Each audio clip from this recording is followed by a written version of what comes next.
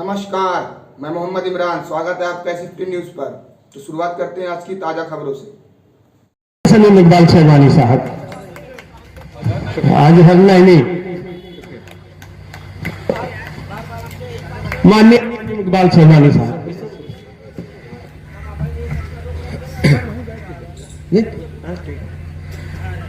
बहुत बहुत शुक्रिया भाई मनोज पांडे जी, हमारे भाई बब्बन दुबे साहब, हमारे इस सभा के अध्यक्ष पांडे जी, यादव जी, और यहाँ आए हुए मेरे सभी बुजुर्गों, साथियों, हमारे बहुत सारी बहनें भी बैठे हैं, भाइयों। मुझे आज बहुत ज्यादा खुशी महसूस हो रही है कि मुझे आप लोगों के बीच में आने का मौका मिला। मैं थोड़ा सा आपको बताना चाहता हूं कि जो मेरा परिवार है वो 3 पुश्तों से हिंदुस्तान की राजनीति से जुड़ा हुआ है। मेरे दादा पंडित जवाहरलाल नेहरू के साथियों में से थे। कंधे से कंधा लगा के हिंदुस्तान की आजादी की लड़ाई लड़े, कई कई दफा जेल गए, और जब हिंदुस्तान आजाद हुआ तो पहला मंत्रिमंडल जो उत्तर प्रदेश में बना उसमें मेरे दादा कैबिनेट मिनिस्टर थे। उस वक्त सिर्फ 4 मंत्री हुआ करते थे कैबिनेट के। मेरे पिता 3 दफा सांसद रहे इंदिरा जी के साथ, और मैंने अपना राजनीतिक जीवन 1984 में मरहूम राजीव गांधी साहब के साथ शुरू किया। 3 पुश्तों से मेरा रिश्ता कांग्रेस से, हिंदुस्तान की आजादी से, हिंदुस्तान के विकास से जुड़ा हुआ था। और फिर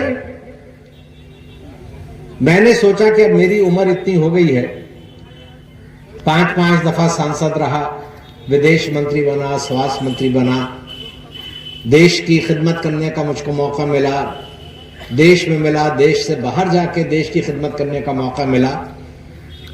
और मैंने सोचा कि अब मैं राजनीति से इस्तीफा ले लूं, घर पे बैठूं, कुछ समय अपने बीवी बच्चों के साथ, परिवार के साथ गुजारूं। मगर जो मुल्क के हालात मैंने देखे उसने मुझको मजबूर किया कि मैं फिर निकलूं और अपनी ताकत एक ऐसी ताकत के साथ जोड़ूं जो देश को एक रखने की बात करता है, जो दिलों को जोड़ने की बात करता है, जो देश को आगे बढ़ाने की बात करता है। और उत्तर प्रदेश में एक ही नाम मेरे सामने आया है, वो थे अखिलेश यादव जी।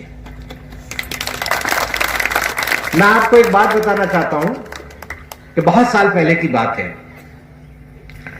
मेरी बीवी, मेरे बच्चे और मैं, हम लोग छुट्टी मनाने जा रहे थे, और मेरे जो सबसे अच्छे दोस्त हैं, मेरे सबसे प्यारे दोस्त हैं, आप लोग शायद उनके नाम को जानते हो, गोपाल चतुर्वेदी साहब, जो इलाहाबाद के बहुत बड़े वकील हैं। तो गोपाल चतुर्वेदी साहब, उनकी बीवी, उनके बच्चे भी हमारे साथ जा रहे थे छुट्टी मनाने।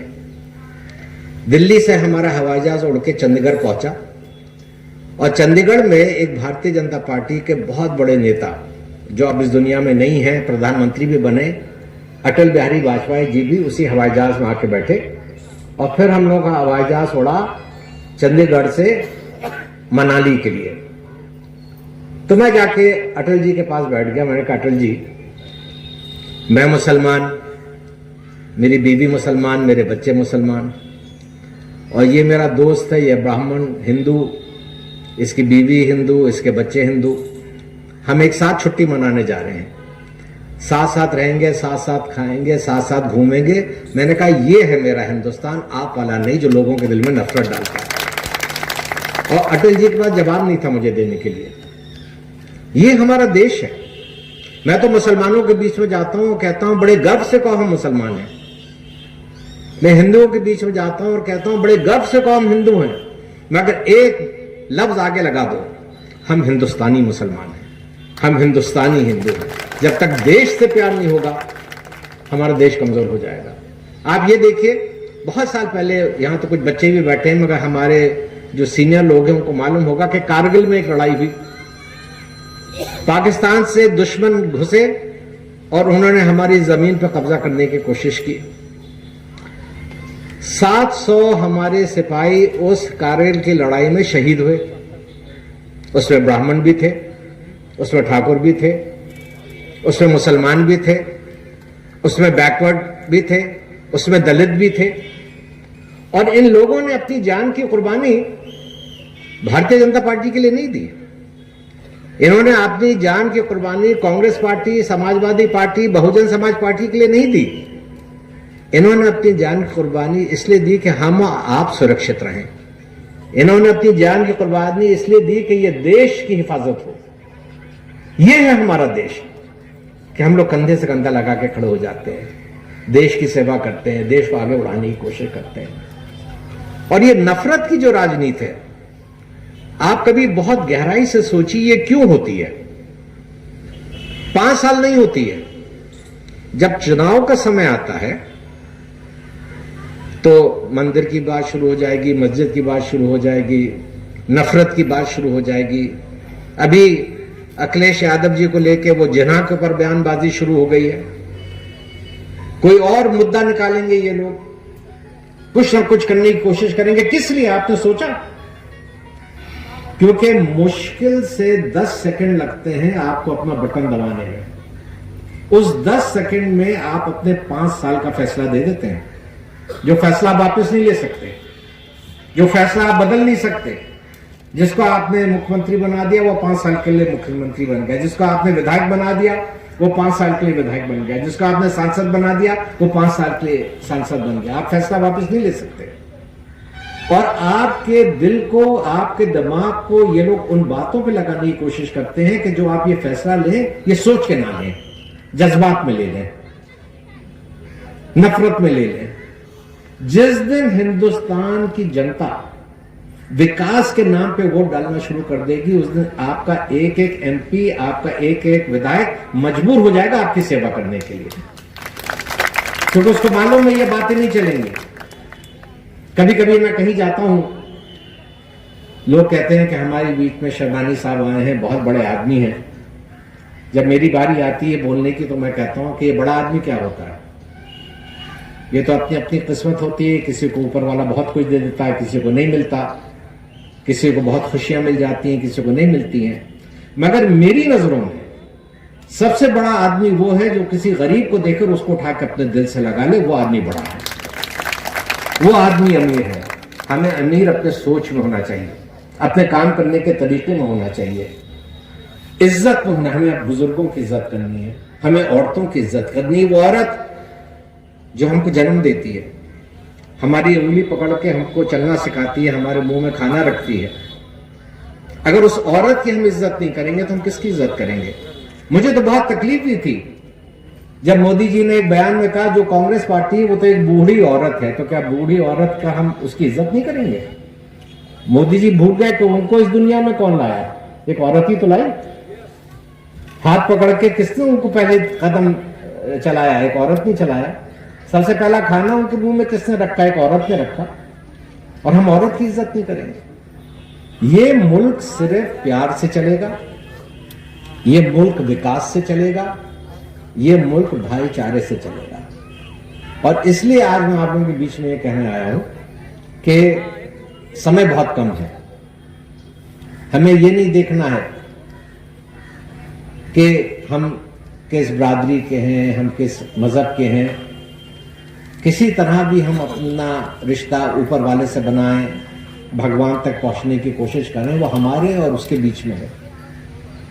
किसी को ये अधिकार नहीं है कि कोई किसी की पूजा, कोई किसी की नमाज में कोई दखल डाले। हम सब करेंगे, ये हमारा देश है। जब हमारे बुजुर्गों ने आजादी की लड़ाई लड़ी तो उस वक्त ना कोई हिंदू था ना मुसलमान था, सबके दिल में एक ख्वाहिश थी कि हम अपने बच्चों को एक आजाद हिंदुस्तान दें। सब एक हो गए थे, कंधे से कंधा लगा के सब लड़े अंग्रेजों के खिलाफ। और आज ये लोग फिर उस आजाद हिंदुस्तान को बांटने की कोशिश कर रहे हैं। अभी हमारे एक भाई ने कहा, महंगाई को लेकर बात की। हमारे पांडे जी ने भी कहा महंगाई को लेके।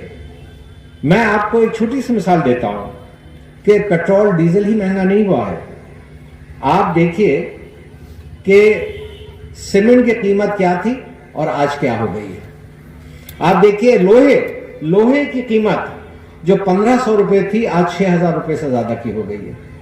गैस सिलेंडर की कीमत जो 300-350 थी आज 900 रुपए के ऊपर है। एक मोटरसाइकिल जो आपको 30-40 हजार में मिल जाती थी 2014 तक, आज वो 1 लाख के करीब है। मोदी जी की सरकार के आने से पहले 30 करोड़ लोग गरीबी रेखा में थे, आज वो बढ़ के 70 करोड़ लोग हो गए गरीबी रेखा के नीचे। 70 करोड़ लोग। तो इन्होंने क्या दे दिया आपको सिवाय लंबी लंबी बातें कि 15 लाख रुपए खाते में डाल देंगे, बेरोजगारी दूर कर देंगे, महंगाई खत्म कर देंगे, लोगों में आपस में भाईचारा फैलाएंगे। कुछ ऐसा नहीं हुआ। तो मैं ये आपसे कहने आया हूं कि ये जो आपके सामने समय आएगा, जब भी आप वोट डालने जाइए, आप किसी पार्टी के लिए मत सोचिए, आप सिर्फ अपने बारे में सोचिए कि आपको कौन अच्छा विकास दिला सकता है, आप में कौन भाईचारा फैला सकता है। क्योंकि देखिए होता क्या है, मैं जब सांसद था, मंत्री था, मैं कहीं जाता था लोगों के बीच में, लोग मुझसे कहते थे कि शमाई साहब आपका बहुत बड़ा एहसान है, आपने हमारे यहाँ नल लगवा दिया, आपने हमारे यहाँ स्कूल बनवा दिया, आपने हमारे यहाँ सड़क बनवा दी। तो मैं लोगों से कहता था ये मैं नहीं करता हूं। आप लोग मुझको वोट करके वो ताकत देते हैं जिस ताकत का मैं इस्तेमाल करता हूं आपको आपका अधिकार दिलाने के लिए। और जिस दिन आप अच्छे विधायक और अच्छे सांसद बनाने लगेंगे, आप लोगों का काम खुद चलने लगेगा। हमारे मुल्क में पैसों की कमी नहीं है, हमारे मुल्क में अगर कमी है तो नीयत की है। हमारे मुल्क में अगर कमी है तो लोगों को साथ लेके चलने की है। इसलिए मैं आज आपके बीच में अपील करने आया हूं। मैंने सबकी बातें सुनी, मुझे अभी 2 प्रोग्रामों में और जाना है। मैं सिर्फ इतना आपसे कह के जाता हूं कि जब तक मैं आपके बीच में हूं, जब तक मेरा जीवन है, क्योंकि मैं ये समझता हूं कि हम बड़े बड़े घर बना लें, बड़ी बड़ी गाड़ियों में घूमें, बहुत पैसा जमा कर लें, ये कोई चीज हमारे काम नहीं आएगी। अगर कोई चीज हमारे काम आएगी तो गरीबों की दुआएं और हमारा सच्चा रास्ता। अगर हम उस रास्ते पे चलेंगे, लोगों की खिदमत करेंगे, लोगों से रिश्ता बना के रखेंगे। ये तो वक्ती चीज होती है कि हम विधायक बन गए, मंत्री बन गए, मगर लोगों का जो प्यार आपको मिलता है, जब तक आपका जीवन है आपके साथ जुड़ा रहता है, तो हमें उस प्यार को जीतना है। और इसीलिए मैं आज आप लोगों के बीच में आया हूं। तो आइए हम और आप कंधे से कंधा लगा के एक ऐसी सरकार, अखिलेश यादव जी की सरकार, समाजवादी पार्टी की सरकार अपने बीच में लाएं, जिससे कि हमारे क्षेत्र का विकास हो, हमारे प्रदेश का विकास हो। और ये समझ लीजिए, ये इलेक्शन जो है उत्तर प्रदेश का, ये दिल्ली के इलेक्शन का दरवाजा है। अगर आपने उत्तर प्रदेश के इलेक्शन में समाजवादी पार्टी की सरकार बना दी तो 2024 में आपको फिर एक बहुत अच्छी सरकार मिलने वाली है। बहुत बहुत शुक्रिया। जय हिंद। तो ये थी आज की खास खबर। हमारे चैनल SF न्यूज़ से जुड़े रहने के लिए चैनल को लाइक करें, शेयर करें, सब्सक्राइब करें। तो फिर होगी मुलाकात अगली खबरों पर।